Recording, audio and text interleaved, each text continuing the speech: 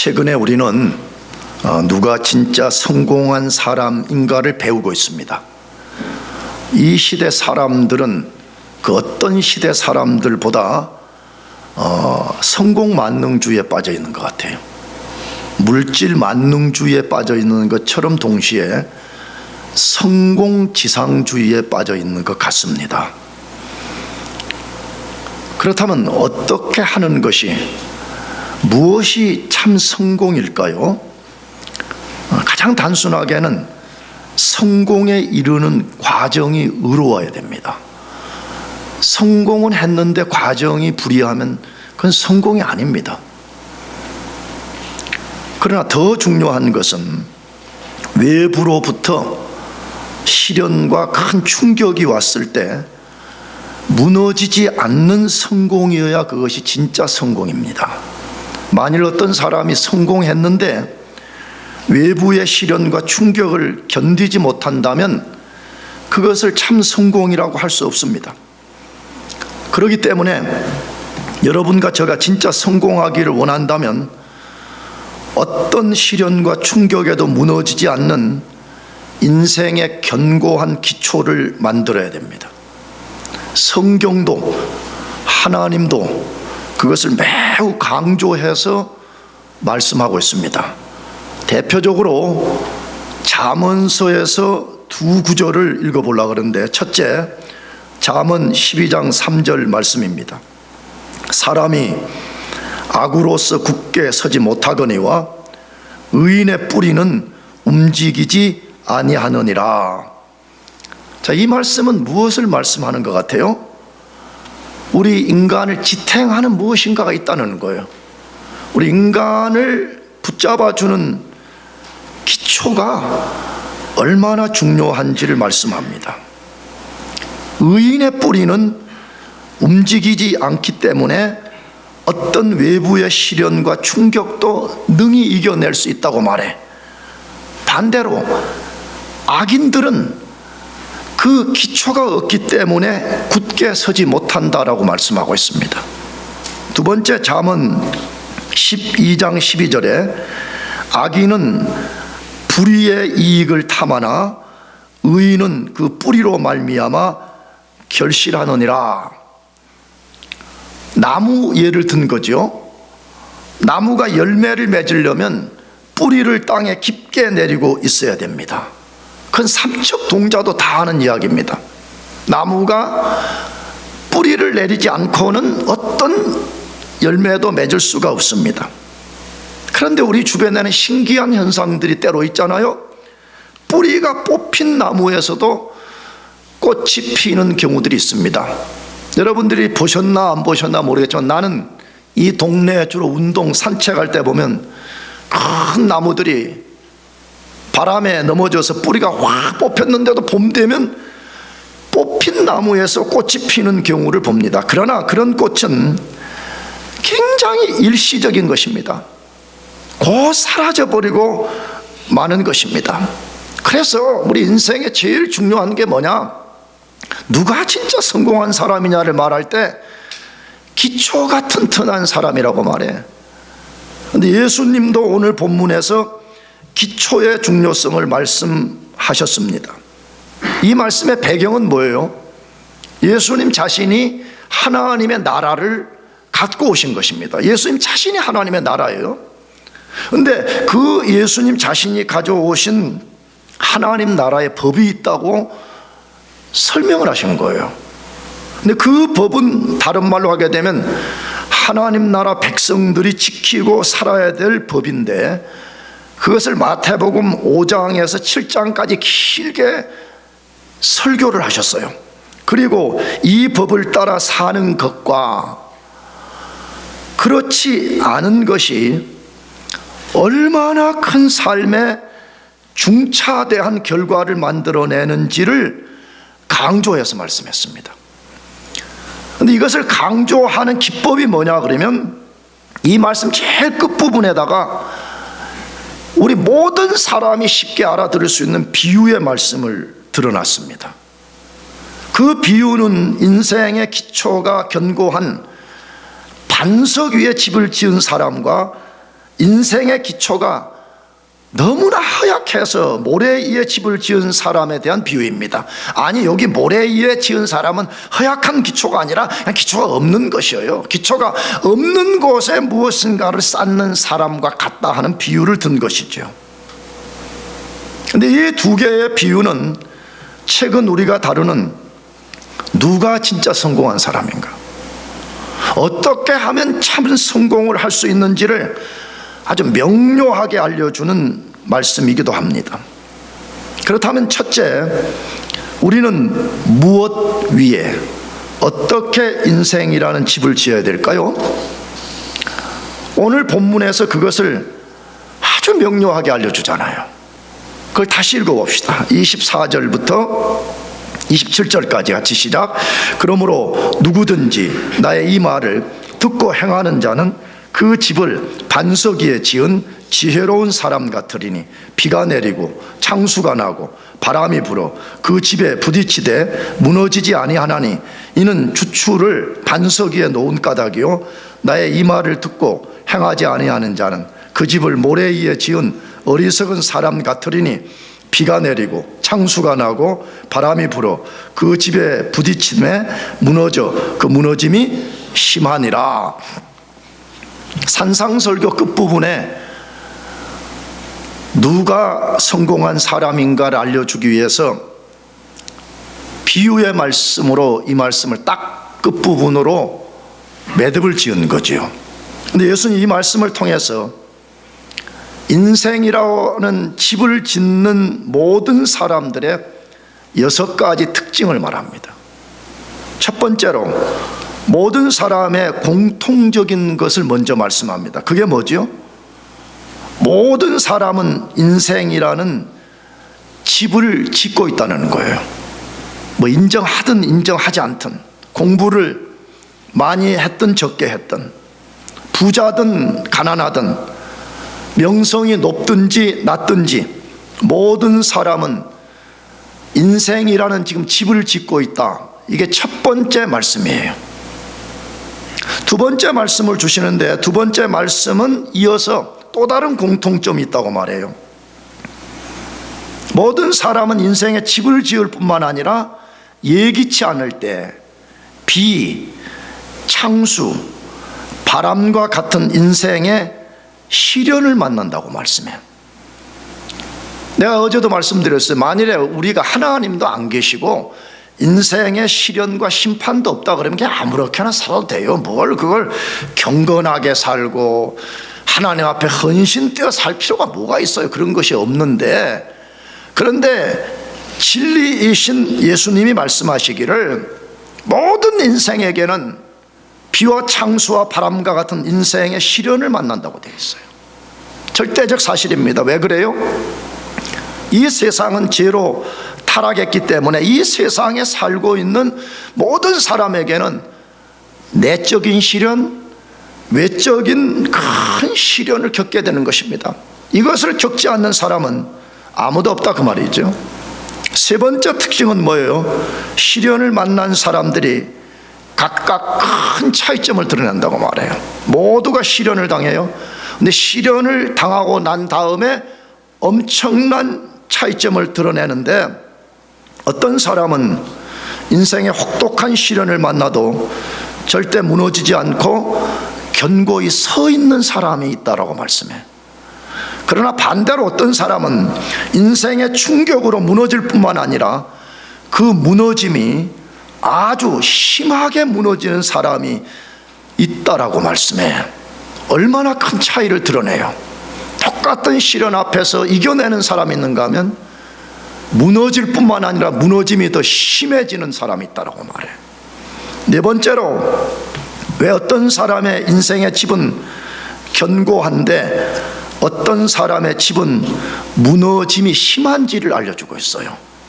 이유는 무엇 때문이라 그래요? 공부를 많이 하고 적게 하고? 아니라고 말해요. 돈이 많고 적고 그런 거 아니라고 말씀해요. 근거는 뭐라고요? 기초에 있다라고 말씀하고 있습니다. 무너지지 않는 사람은 인생이라는 집의 기초를 반석 위에 두지만 무너짐이 심한 사람은 인생이라는 집의 기초를 모래 위에 두기 때문이라고 말씀하고 있습니다. 다섯 번째로, 왜 모든 사람은 인생의 집을 지을 때 견고한 기초 위에 세워야 된다는 것을 이론적으로 알고 있음에도 불구하고 어떤 사람들은 반석 위에 집을 짓고 어떤 사람들은 모래 위에 집을 짓는지에 대해서 알려주고 있습니다. 그 이유가 뭐라 그래요? 다 안 돼요, 논리적으로는. 인생이 기본적으로 튼튼한 기초 위에 집을 지어야 된다는 거 다 안다는 거예요. 근데 왜 그렇게 하지 않고 전혀 다른 차이점을 드러내냐 하는 것이에요. 그 차이점 뭐라 하죠? 노력, 수고하는가, 수고하지 않는가, 땀 흘리는가, 귀찮아서 아무렇게나 해버리는가, 이것이 차이점을 만들어낸다는 거죠. 기초의 중요성을 아는 사람들은 땀을 흘려서 기초를 잘 놓는다는 거예요. 그런데 어떤 사람은 반대로 어떻게 해요? 야, 그거 꼭 그렇게 해야 되냐는 거야. 야, 적당하게 하면 되지 않냐, 그렇게 해서 귀찮다는 거예요. 영적 귀차니즘에 빠져가지고 아무렇게나 인생의 집을 지어서 어느 날 완전히 인생이 무너져 버린다는 거예요. 근데 그것을 예수님은 구체적으로 무엇이라고 말씀했어요? 24절 다시, 그러므로 나의 이 말을 듣고 행하는 자는 그 집을 반석 위에 지은 지혜로운 사람 같으리니 라고 말씀했습니다. 굉장히 중요한 말씀이죠. 여러분, 우리 인생을요 아무렇게나 던져버리면 안 됩니다. 얼마나 우리 인생이 고귀해요. 하나님의 형상 닮은 존재로 지음을 받았고 그 인생의 집을 잘 지으라고 하나님이 우리에게 수많은 오퍼튜니티를 주었는데 어제나 오늘이나 똑같아요. 그냥 그렇고 그런 그리스도인으로 살아요. 변화되지 않는 종교인으로 살아요. 인생의 집을 잘 지으려는 의도가 전혀 없는 썬데이 크리스천으로 산다 그러면 얼마나 불행한 거예요. 반대로 26절에서는 뭐라고 했어요? 나의 이 말을 듣고 행치 아니하는 자는 그 집을 모래 위에 지은 어리석은 사람 같으리니 라고 말씀합니다. 아주 명료합니다. 천국의 법인 산상설교의 말씀을 듣고 순종하는 사람은 자기 인생이라는 집을 반석 위에 지은 사람처럼 기초가 견고하다는 거예요. 그런 사람은 어떤 시련, 어떤 심판이 다가와도 절대 넘어지지 않는다는 거예요.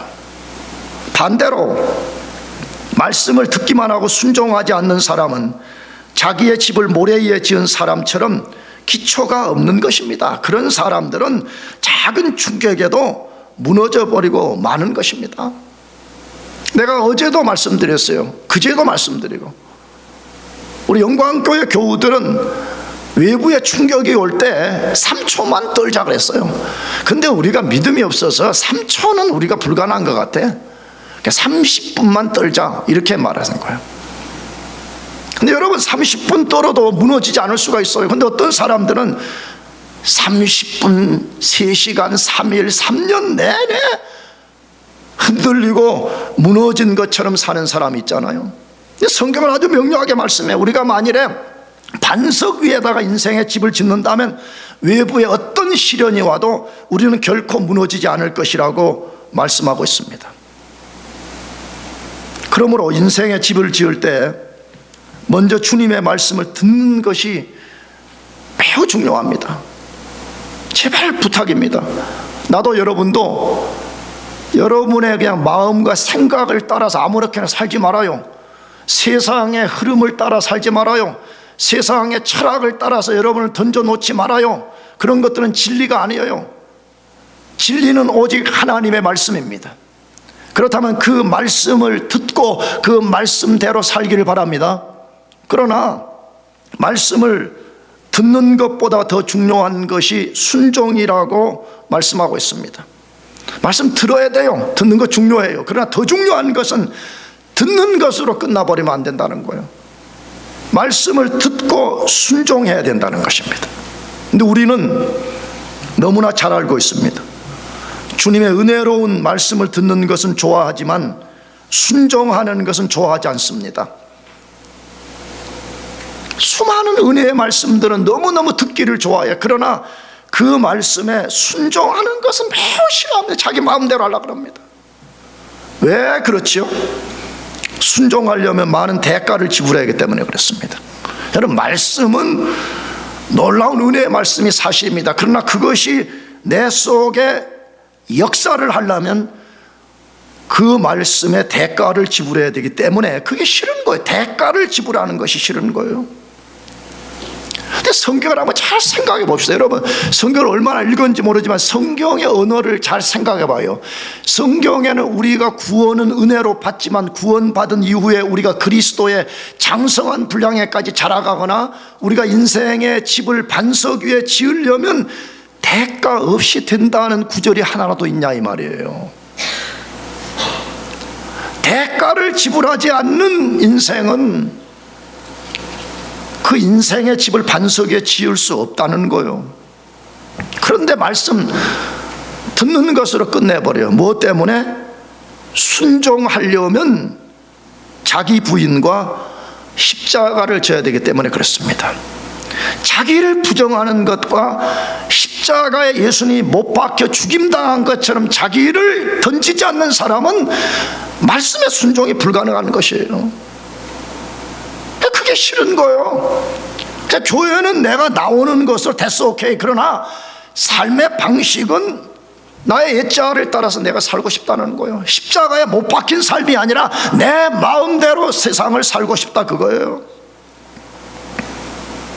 왜 인생의 반석 위에 집을 지으려면 말씀에 순종해야 되는 것을 알면서도 그렇게 하지 않는 것이에요. 세상에 대해서 죽으라고 하는데 죽기 싫은 거예요. 갈라디아서에 분명히 사도 바울이 자기는 세상에 대해서 못 박혔고 세상도 나에 대해서 못 박혔다라고 말해서 오늘 우리 그리스도인들의 그 삶을 요구하는데, 나는 절대로 세상에 대해서 죽을 수 없다라고 생각하기 때문에 말씀을 듣는 것은 좋아하지만 말씀에 순종하는 것을 싫어합니다. 그리고 수많은 사람들이 어떻게 하죠? 말씀 한번 들어준 것, 교회에 나와서 설교자의 설교를 한번 들어준 것으로 의무를 다했다라고 생각하는 것이에요. 굉장히 위험한 사람들인 것입니다. 뿌리가 뽑힌 나무에서 핀 꽃과 같을 수 있습니다. 기초가 없는 모래 위에 인생이라는 집을 짓고 있는 행위와 다를 바가 하나도 없습니다. 그런 사람의 집은 언제 무너질지 아무도 모르고 자기 자신도 모르는 거예요. 굉장히 위험한 거예요. 외부에서 한번 무엇인가 인생에 충격이 오면 와로는 무너지고 만다 이 말이에요.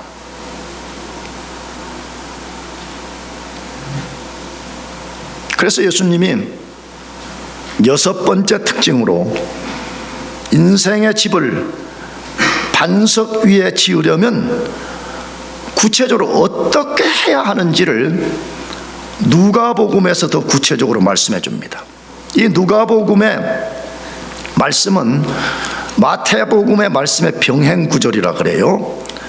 6장 46절에서 49절을 같이 읽어봅시다. 같이 읽어보세요. 시작. 너희는 나를 불러 주여 주여 하면서도 어찌하여 내가 말하는 것을 행하지 아니하느냐? 내게 나와 내 말을 듣고 행하는 자마다 누구와 같은 것을 너희에게 보이리라.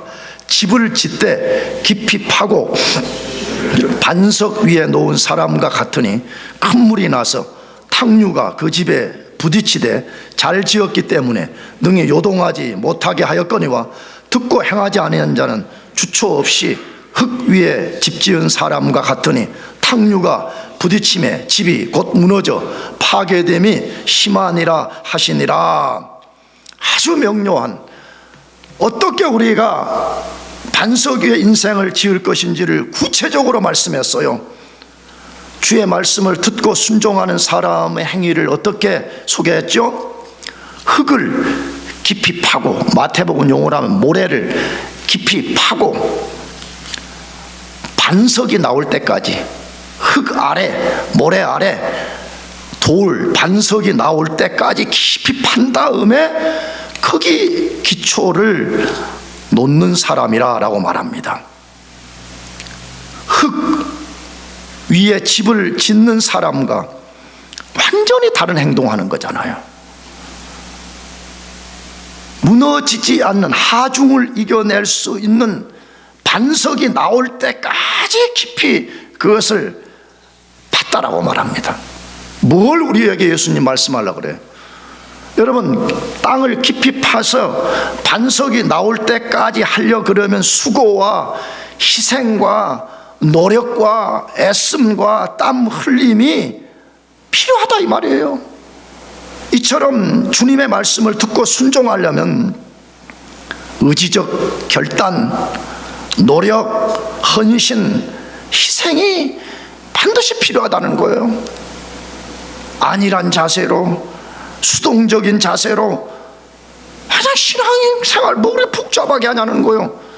신앙생활 왜 이렇게 힘들게 드라이브를 거냐는 거예요. 그냥 마음 편하게 신앙생활 하면 되는 거 아니냐라고 하는 사람들 맞아요. 한편에서는. 그러나 그런 신앙생활을 갖고는 인생의 기초를 튼튼히 할 수가 없습니다. 목사 말이 틀렸나 맞았나 성경을 가서 다 연구해 보세요. 성경에 단 한 곳이라도 우리가 인생의 기초를 반드시 놓는 데 있어서 수동적이고 안일한 자세를 갖고 그냥 될 대로 되라 하면 된다고 하는지 아니라고 말한다 이 말이에요.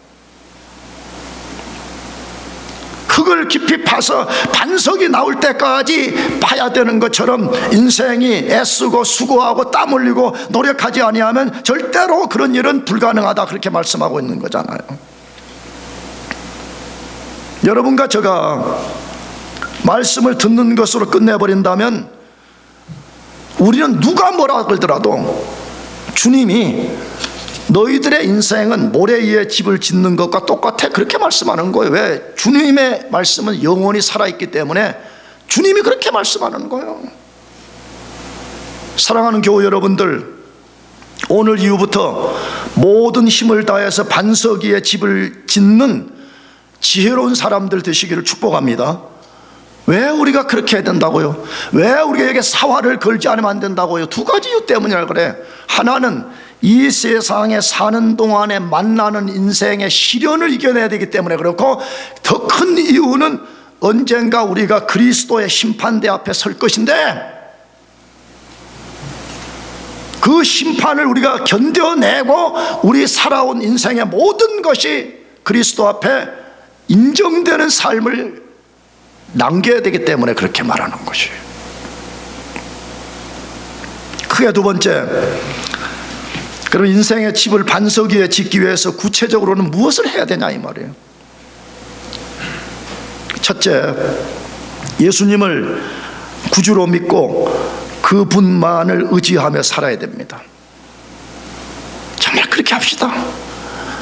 자꾸 뭐 예수님도 조금 의지하고 뭐 세상도 좀 의지하고 자기 뭐 학위도 좀 의지하고 예수님도 좀 의지하고 그렇게 하지 말고 예수님만 구주로 믿고 예수님만 의지해서 살아야 되겠어요.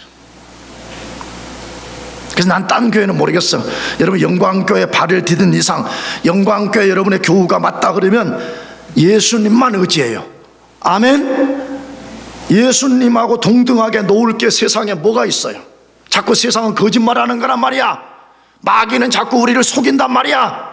예수 그거 우리와 현실적인 도움이 뭐가 되냐 말이야. 예수님을 자신의 세이비어로 믿을 뿐만 아니라 그분으로만 사는 것을 우리가 배워내야 돼요. 그러려면 뭐가 필요해요? 예수님을 자신의 구주로 믿고 그분과 인격적 관계를 맺어야 됩니다. 그분과 진짜 생명의 교제, 그분이 나를 아는 것처럼 나도 그분을 알아야 되는 거예요. 그분을 경험해야 돼. 주일학교 때부터 이론적으로 지식적으로 관념적으로 알고 있는 신앙으로 사는 것이 아니라 내가 그분을 인격적으로 경험하는 거예요. 체험적으로 내가 경험할 수 있어야 돼요. 그렇지 않고는 우리 인생에 짓는 집이요, 반석 위에 짓는 것이 아니라 모래 위에 짓는 것이 될 위험이 있기 때문에 그러는 것이에요.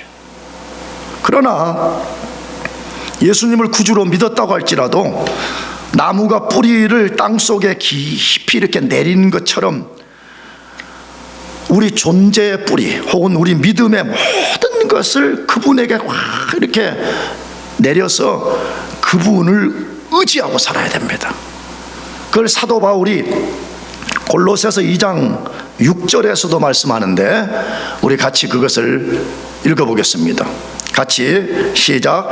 그러므로 너희가 그리스도 예수를 주로 받았으니 그 안에서 행하되 그 안에 뿌리를 박으며 세움을 받아 교훈을 받은 대로 믿음에 굳게 서서 감사함을 넘치게 하라.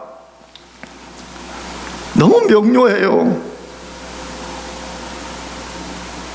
그러므로 너희가 그리스도 예수를 주로 받았으니, 진짜 여러분이 예수님을 여러분의 주님으로 믿는다면 그 말이죠. 그 안에 뿌리를 박으며, 누구 안에 뿌리를 박아요? 그 안에, 나무가 땅속에 뿌리를 깊이 박듯이 여러분의 존재와 여러분의 믿음의 모든 것을 그분의 모든 것 속에 깊이 내리라는 거예요. 그래서 그분이 주시는 생명, 그분이 주시는 능력, 그분이 주시는 은혜, 그분이 주시는 모든 것으로 살아가라, 그렇게 말하는 거지요. 사랑하는 교회 여러분, 이걸 연습해. 예수님만을 모든 것의 기초로 삼고 예수님만을 여러분의 삶의 모든 근원으로 삼는 것을 훈련해 보세요. 그런 사람은 어떤 심판도 이겨내요. 자꾸 이런 거 하지 말아요. 내가 이따가도 말씀드리겠지만 그냥 교회만 열심히 다니면 되겠지, 혹시 그냥 미안해요, 속된 말로 재수 좋아가지고 무슨 하늘에서 그냥 복을 벼락처럼 맡겼지, 그런 거는 없다 이 말이에요. 주님은 말씀하잖아요. 어떻게 나무가 그 뿌리를 땅에 깊이 내려서 우리도 모르는 사이에 하나씩 하나씩 뿌리가 더 깊이 내리고, 그러면서 땅의 영양분을 빨아서 나무가 크게 성장하듯이 우리 그리스도인의 삶들이 그렇게 돼야 된다라고 말씀하고 있는 것이에요. 두 번째, 반석 위에 짓기 위해서 구체적으로 뭐 해야 되냐 하는 것이에요. 하나님이 주신 은혜의 수단을 잘 사용할 수 있어야 됩니다. 하나님은 우리에게 은혜 베푸시는 분입니다. 아멘. 은혜를 베풀어 줬기 때문에 우리가 구원받게 됐고요, 은혜를 계속 부어주시기 때문에 우리가 이 세상에서 망하지 않고 이렇게 살아서 주의 전에 나와서 우리가 예배할 수 있는 거 아니에요? 그러면 우리는 그 은혜가 없이는 한순간도 살 수 없는 거예요. 하나님의 은혜가 없는 것은요, 공기를 안 마시는 것과 똑같아. 나는 그것보다 더 큰 비유라고 생각해요. 공기는 안 마셔도 돼. 그럼 죽으면 천국 가버려. 하나님 은혜 없이는 천국도 못 가는 거예요. 근데 하나님이 우리가 이 땅에 사는 동안에 그 은혜를 입고 살 수 있는 수단을 줬다는 거예요. 우리 개혁교회는 그 수단을 한 6가지 정도로 말해요. 근데 그 중에 하나가 이 성례식에 참여하는 것도 은혜의 수단이라고 그래요. 근데 나는 오늘 그걸 다루지 않겠어요. 5가지를 소개하려고 그러는데, 첫째, 예배입니다. 하나님 우리가 최고의 은혜 받는 수단은 예배라 이 말이에요. 예배는 우리가 마땅히 드려야 되는 의무지만 은혜 받는 최고의 수단입니다. 제발 부탁이에요. 이 공적인 예배 혹은 여러분들이 개인적으로 하나님을 예배하는 것을 경시하면 안 됩니다. 그러면 하나님의 은혜의 수단이었기 때문에 그 은혜를 내가 누릴 수가 없어요. 그런 사람의 특성은 영혼이 금방 냉담해져 버려요. 우리는 유한한 존재에서 꼭 이 그릇이 금이 가 있는 것, 깨져 있는 같은 존재거든. 그래서 그 그릇에 물을 담으면 깨진 그릇은 시간이 지나면 물이 다 흘러 빠져 나가버린 것처럼 우리는 한 번 은혜를 받은 걸로 영원히 사는 것이 아니라 우리도 모르는 사이에 은혜가 자꾸 빠져나가는 거야. 근데 은혜를 공급받지 않으면 영혼이 금방 냉담해져 가지고 하나님으로부터 멀어지요. 하나님 멀어지는 걸 두려워하지 않아. 교회 공적 예배에 나오는 걸 두려워하지도 않아. 어제 말씀드렸어요. 그런 사람들은 자기의 행위를 합리화시키려고 모든 이유를 다른 사람들에게 돌린다 이 말이에요. 예배는 하나님의 은혜를 받아 누리는 최고의 수단이에요. 예배의 사활을 걸고 예배하는 데 힘쓰시기를 축복합니다. 두 번째로 성경 말씀입니다. 하나님 우리에게 은혜 주시는 두 번째 수단은 성경 말씀이에요. 성경은 가장 큰 선물이고 은혜의 수단입니다. 그런데 이 하나님의 말씀을 우리가 내 것으로 받아들이고 누리는 5가지 방식이 있다고 내가 여러 곳에서 이렇게 많이 말씀을 드렸어요. 성경 공부 때도 말씀드리고 설교 때도 잠깐 말씀을 드렸는데 5가지 방식을 잘 기억하는 게 필요해요. 첫째로는 말씀을 읽어야 됩니다.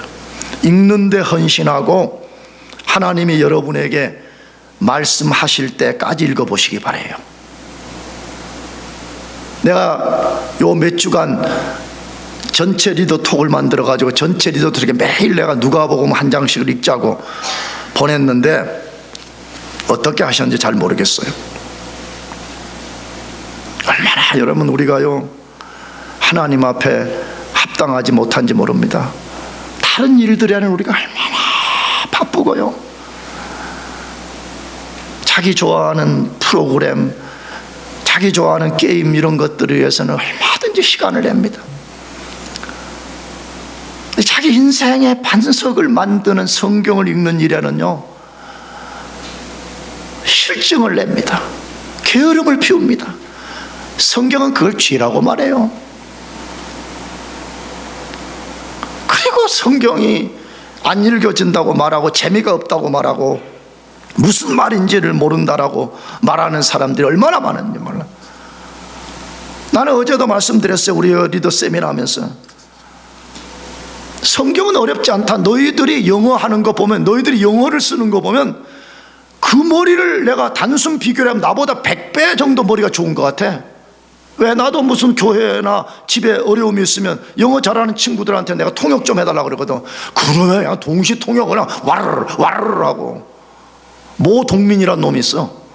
그 놈은 거의 조 바이든보다 그게 더 좋아. 그러니까 그런 거 보면 야, 얘들은 머리가 도대체 얼마나 좋은 애들이면 이렇게까지 영어를 잘할까 하는 생각을 한단 말이야. 동민이가 그렇다는 말은 아니고 대부분 사람들은 성경이 어렵대. 내가 보기에는 그렇지 않아. 어려운 게 아니고 집중해서 읽지 않기 때문에 그래. 하나님이 말씀하실 때까지 도대체 이걸 통해서 나에게 무엇을 말씀하는가를 내가 집중해서 들으면 하나님 반드시 그걸 통해 우리에게 말씀하게 되어 있어요. 두 번째, 말씀을 들어야 됩니다. 말씀을 듣는 훈련을 자꾸 해야 됩니다. 여러분 혹시 이런 말 들어봤어요? 설교를 듣는 훈련을 해야 된다는 말 들어본 적 있어요? 나는 미국 와서 설교학을 전공했는데 설교학에서 설교를 하는 목사도 이렇게 하라고 설교학에서 많은 이론들이 있어요. 근데 그 중에 설교와 관련해서 청중들도 하나님의 말씀을 어떻게 들을 것인지를 훈련하라고 하는 거예요. 근데 만일에 예를 들어서 자기가 다니는 교회에서 맨날 예화만 듣는 거예요. 예화, 좋은 예화, 너무 감동적인 예화만 듣는 사람들은 고린도전서 3장의 말씀처럼 딱딱한 것을 못 듣게 돼버려요. 하나님 말씀을 인터프리테이션 하면 그때부터 너무 딱딱하다는 거예요. 너무 힘들다는 거예요. 그래서 하나님 말씀을 못 듣는 것이에요. 그래서 우리는 하나님 말씀 듣는 훈련을 하면서 하나님이 나에게 뭐라고 말씀하는지를 잘 들어야 된다는 거야. 근데 이게 얼마나 중요한 거냐? 계시록 1장 3절, 이 예언의 말씀을 읽는 자와 듣는 자들과 그 가운데 기록한 것을 지키는 자들이 복이 있나니 때가 가까움이라. 자, 뭐 하는 사람들이 복이 있다고 말씀했어요? 이 예언의 말씀, 이 성경의 말씀을 읽는 자와 듣는 자와 그 가운데 기록한 것을 순종 지키는 사람이 복이 있다라고 말씀합니다. 그렇게 하시기를 축복합니다. 그러려면 여러분, 성경을 다 알면 좋겠지만, 아니면 최소한 지금 예수님 말씀하는 천국의 법인 산상설교 마태복음 5장에서 7장까지 말씀을 우리가 읽어보자 이 말이에요. 들어보자 이 말이에요. 나는 이렇게 믿어요. 산상설교 5장에서 7장은 내가 영원히 살 천국의 법이라는 거예요. 천국이 어떤 것이요? 지금과 완전히 다른 세상이 아니라 산상설교에 말씀하는 세계가 곧 천국이라는 거예요. 아니, 우리가 한국에서 미국에 유학 오고 이민 올 때 미국 가서 어떻게 살 것인지 나름 조금씩 준비했잖아요. 영어도 준비하고 뭐 비자도 준비하고 미국 가서 뭐 먹고 살 것인가도 준비했다. 그러면 영원한 천국에 가서 우리가 살 그 나라의 법을 우리가 최소한 읽어야 되는 거 아니에요? 들어야 되는 거 아니에요? 그 나라의 언어와 삶을 내가 지금 여기서부터 터득을 해야 되는 거 아니에요? 그거 하라고 우리 여기 남겨둔 거예요 지금요. 천국에 와서 살 삶의 방식을 이 땅에서 너가 터득하고 오라는 거예요, 주님이요. 세 번째로 공부해야 됩니다. 저는 감히 말씀드립니다. 여러분이 전공하는 공부보다 성경을 공부하는데 몇 배 힘을 써야 됩니다. 절대적 사실이에요. 말씀을 스스로 핸들링 할 때까지 공부해요. 디모데전서에 우리 자신을 하나님 앞에 드리기 위해서는, 우리 성경은 분변하라 이렇게 번역을 했어요. 근데 영어 성경은 어떤 것은 핸들링을 하라, 자동차를 이렇게 핸들하듯이, 어떤 것은 디바이드, 우리 성경이죠. 잘 무슨 뜻인지를 내가 정확하게 이것을 쪼개고 이해할 수 있는 거기까지 우리가 자라가라 그렇게 말하는 거예요. 여러분, 언제까지 목사 의존적 신앙생활을 하려고 그래요? 비참한 거잖아요. 우리 그리스도인들은 모든 사람을 왕같은 제사장으로 삼았는데 나 자신이 성경 하나를 핸들링 할 줄 몰라, 성경 하나를 디바이드 할 줄 몰라. 그럼 얼마나 비참하냐 이 말이에요. 로만 캐톨릭은 신부, 사제 의존적인 신앙을 하는 사람들이지만 우리 개혁교회는 그런 종교가 아니라 이 말이에요. 우리는 성령의 역사 속에 의해서 하나님의 진리를 직접 다이렉트로 듣고 다이렉트로 해석할 수 있고 다이렉트로 핸들링 할 수 있다 이 말이에요. 그렇게 될 때까지 여러분 자신을 무장시켜 가시기를 바라요. 다섯 번째로는 묵상해야 됩니다. 여러분이 읽고 듣고 공부하고 암송한 말씀을 묵상할 때만이 비로소 그 말씀이 여러분의 영혼과 심장과 혈관과 피부와 뼈와 세포와 모든 속에 성육신이 일어나는 거, 이걸 말씀의 성육신이라 그래. 그러니까 교회를 다니는데 말씀을 읽지도 않고 묵상을 안 하니까 말씀이 그 사람을 지배하지 않아. 삶의 방식이 똑같아. 1학년 때나 2학년 때나 3학년 때나 똑같은 거예요. 그러면 비참한 거 아니에요?